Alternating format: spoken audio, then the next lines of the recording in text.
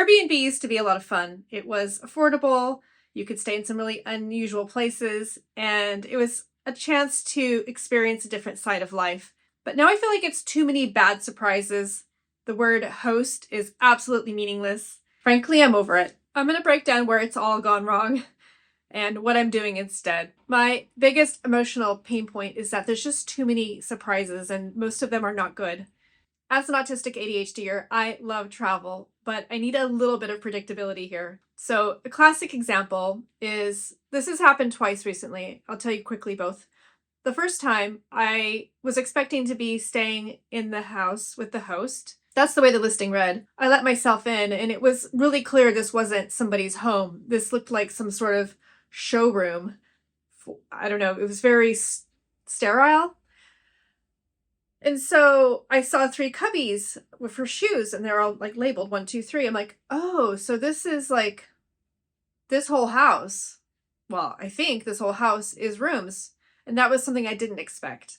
I go upstairs and I'm just thinking, well, who else is here? Who else is home right now? So I immediately messaged the host to ask. And then it happened again.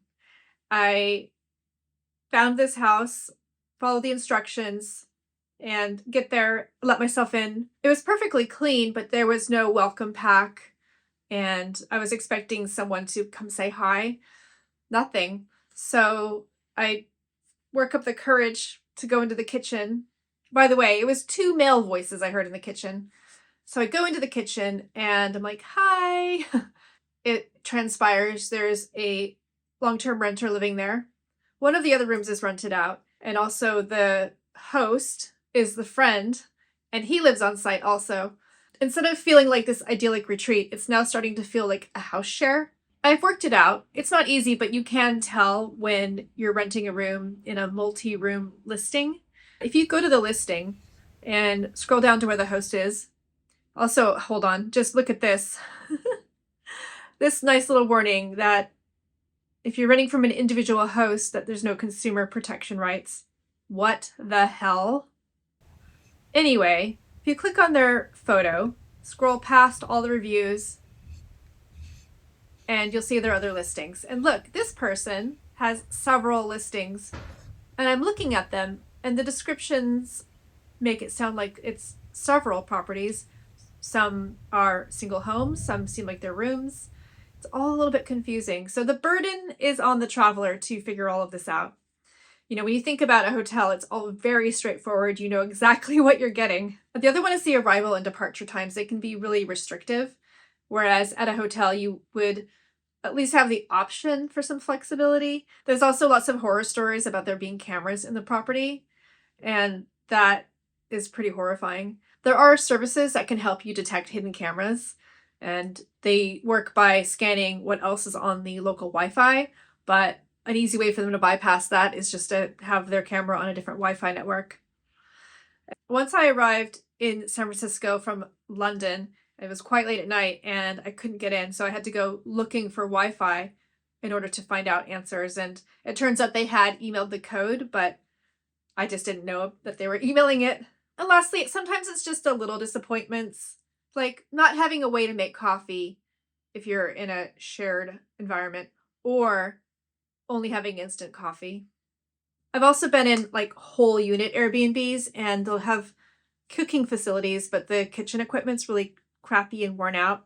I have heard of other travelers that check bags so that they can bring their own kitchen knife with them, which kind of makes sense. The bottom line for me here is that there's just a lack of consistency and clarity. I don't feel comfortable, and a couple times I haven't felt safe. Have you had a strange Airbnb experience? I'd love to hear that in the comments. The fees with Airbnb feels like death by 1,000 cuts sometimes.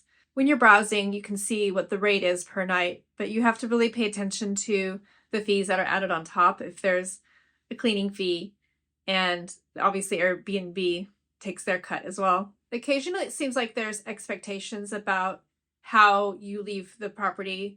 Obviously not trashing it, but I've seen listings where they want you to strip the bed, they want you to put the dishwasher on, take the trash out. And if you're being charged a cleaning fee on top of that, it feels a bit much. I think it could potentially be worth it if you were staying somewhere for an extended period of time. So you're getting a monthly discount, and then you're also only paying that cleaning fee once per month. But I can't imagine like staying somewhere for a week and, in 4 weeks you've got 4 cleaning fees. I am sympathetic to homeowners wanting to earn a bit of money from the property. I've been an Airbnb host before. I had an apartment in New York that I was renting, and this was before it was naughty, but you can't do that now if you're a renter. And also I had a house in Bristol that I owned and sometimes rented the whole thing, sometimes rented the spare room. The other issue I have with Airbnb is its broken review system. I don't know if other guests have been totally honest in the reviews, because it seems like some of the issues could have been surfaced there, but they just rated them really high. Whether it was out of laziness or not wanting to cause a problem, I don't know. The other thing is, as a guest, I have a numeric rating, but I can't see mine. I can see the hosts, I can see their ratings, but I can't see my own. I can read my reviews. I know that I have good reviews apart from one, which was one of those houses I described. And I think my communication came out a little bit blunt because I was trying to work out what was going on. And they called me rude. But you know what? That's fine. I know I've just said a bunch of negative things about Airbnb, but I also have to say I've had some really, really nice experiences. There's also been plenty of lovely hosts that would go out of their way to either pick you up from the station or drive you somewhere at the weekend. And I'm going to share their listings here just in case anyone wants to stay there. I've never been a person who was loyal to a particular hotel chain, but I think I get it now, because you know what you're going to get. You get the same furnishings, you get the same shampoo, conditioner, soap, especially if you find a brand you quite like. So for me, it's been Holiday Inn and Holiday Inn Express. I've stayed in 4 of those now, various countries. I can really appreciate the consistency. In the past, I've had good experiences with serviced apartments, house swapping, and VRBO, which is vacation rentals by owner.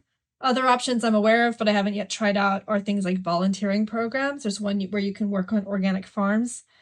There's a program called Host to Sister. They have a Facebook group, obviously for women only. And also there's also loads of nomad co-living spaces. Right now for me, I'm a full-time traveler, and I primarily do house sitting. It just works for me. I like having privacy. I also love cats. And it's just been a really good experience all around. But I know that's not for everybody. I've been doing this for 2 years, moving around, and I'm actually quite looking forward to the day I can rent my own place and throw away my money on rent.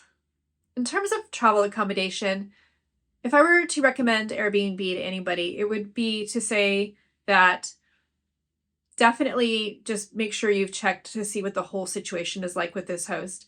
Are they juggling several properties? Is the property you're interested in one room of 3 or 4? And also, occasionally there will be clues that it's run as a separate business. And I actually had a really good experience in the Philippines. It was one of these that was considered like homestay style accommodation. They just happened to be advertising on Airbnb. Actually, that goes back to the expectations. There was other guests there, but they were all really nice. And I would also definitely ask questions to the host around who else is going to be there. And if you can find out in advance, that's really helpful.